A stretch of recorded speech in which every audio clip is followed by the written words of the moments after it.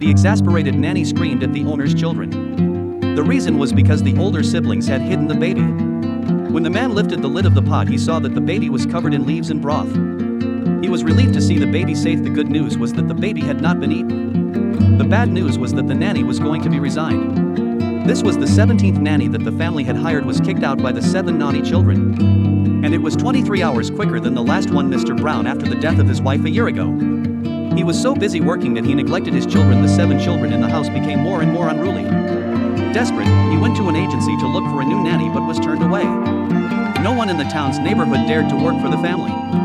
Just as he was about to leave in despair, a mysterious woman's voice echoes, "But no one knows who McPhee is." Opening the door to see that the house is in a state of chaos. The oldest child shouts at the table and the oldest child screams. The oldest was shouting at the table.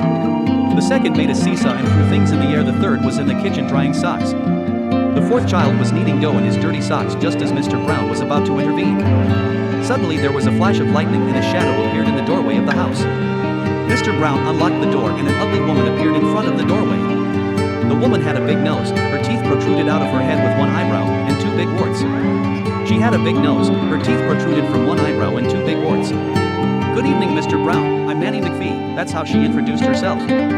Despite doubts about her origins and abilities, Mr. Brown had no choice but to let her in. He hoped for a miracle. McPhee walked into the messy kitchen and ordered the children to clean up and go to bed. The children laughed and ignored her. McPhee then gently tapped on the floor with her walking stick. At this point, the children moved 10 times faster than ever before. The children couldn't stop moving 10 times faster. Their prank backfired and the children were soon begging McPhee for mercy.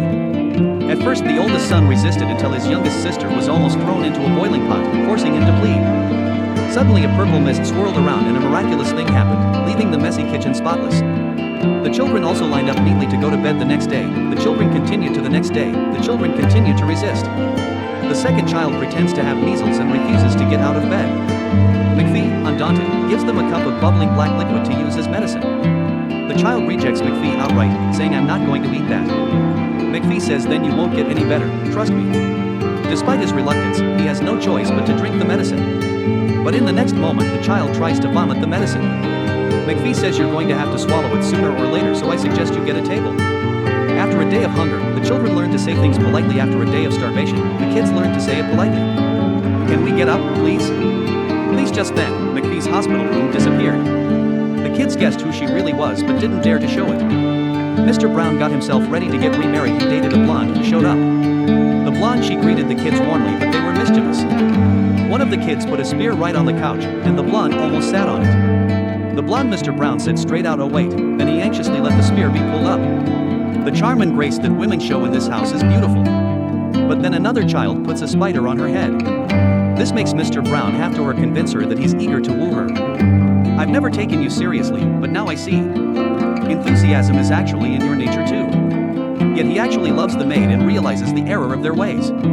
The children sought the help of McPhee's help, but she insisted they take responsibility. But they discovered the blonde woman's true despicable nature. She cheated on them and his father and broke their mother's heirloom. They couldn't stand it any longer and ruined the wedding with an attack of cake. It was a chaotic scene, with cake being thrown by everyone. That's when McPhee tapped her walking stick and caused the snow to fly. In August, the chaos was covered in snow. The snowflakes formed into the maid's wedding gown. Mr. Brown had found his true love, too. Mr. Brown found his true love. The children found a loving mother. As the snow fell, McPhee's expression softened.